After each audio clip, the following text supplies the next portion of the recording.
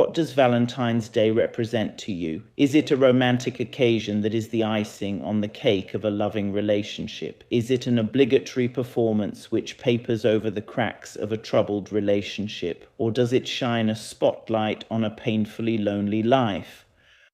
Shalom, beloved, and welcome to Therapy in the Word, our sacred space where we explore your inner world through the lens of scripture and evidence-based psychological insights.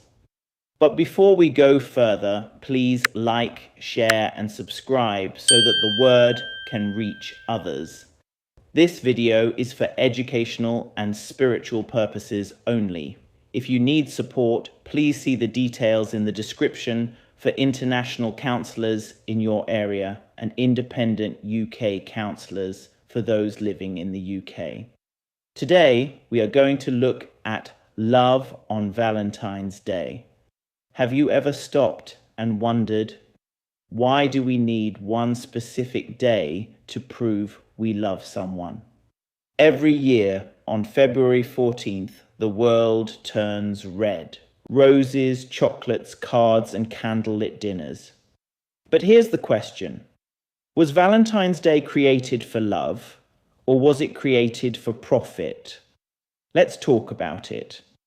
Valentine's Day is named after Saint Valentine, a figure linked to ancient Rome. Some stories say he secretly married couples when marriage was banned. Others say he was imprisoned for his faith. It has become a global symbol of romance over time and has evolved into the full commercial event we know today. But here's the deeper question. Why do we sometimes struggle to show love consistently, yet feel pressure to perform it perfectly on one day? Psychology gives us insight. Attachment theory, developed by John Bowlby, explains that the way we give and receive love is shaped in childhood. There are 4 main attachment styles. 1, secure attachment. This develops when caregivers were emotionally available and consistent. Secure adults are comfortable with closeness. They don't need dramatic gestures to feel loved. Consistency is enough. 2, anxious attachment.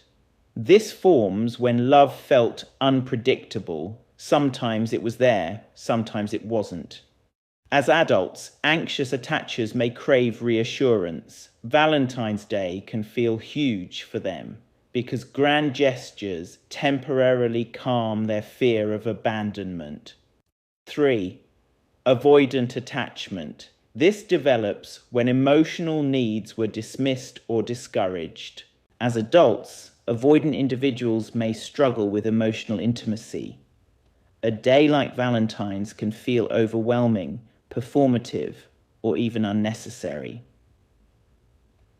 4, fearful avoidant, disorganized. This style often forms in environments where love felt both comforting and unsafe. These individuals may desire closeness, but also fear it. Here's what's powerful. Valentine's Day can activate attachment wounds. For some, it feels romantic. For others, it feels exposing, and it can also highlight loneliness for others. But attachment research shows something important.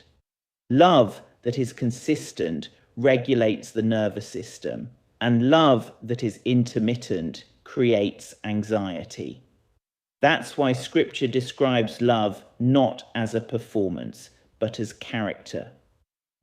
In 1 Corinthians 13, 4-7, it says, "Love is patient, love is kind. It always protects, always trusts, always hopes, and always perseveres." That is daily language. And in Galatians 5:22, love is called fruit. Because fruit grows slowly, quietly, and consistently, not once a year. So maybe the question we should ask about our situation, is my love regulated? Is it steady? Does it create security? Because secure love, psychologically and spiritually, is consistent. It doesn't spike in February and disappear in March. It shows up when it's inconvenient, and that kind of love heals. Let's just take a moment to digest that.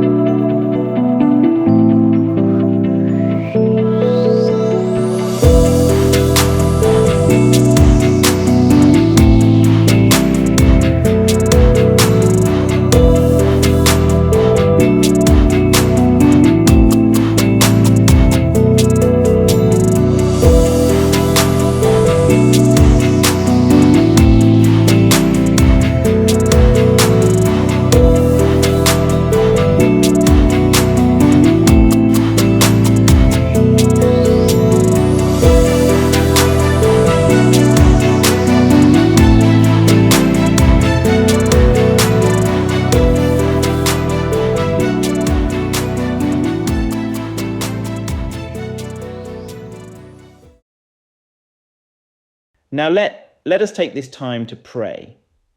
Creator of the universe, Most High, teach us to love beyond performance. Heal the parts of us that fear abandonment. Calm the parts of us that avoid closeness. And restore in us a secure heart, one rooted in you. Help us to love with patience, with kindness, and with consistency, not once a year, but daily. In your wisdom, align our relationships with peace and emotional safety. So let it be. This is Therapy in the Word, where the truth sets you free and the Most High brings you home. Shalom.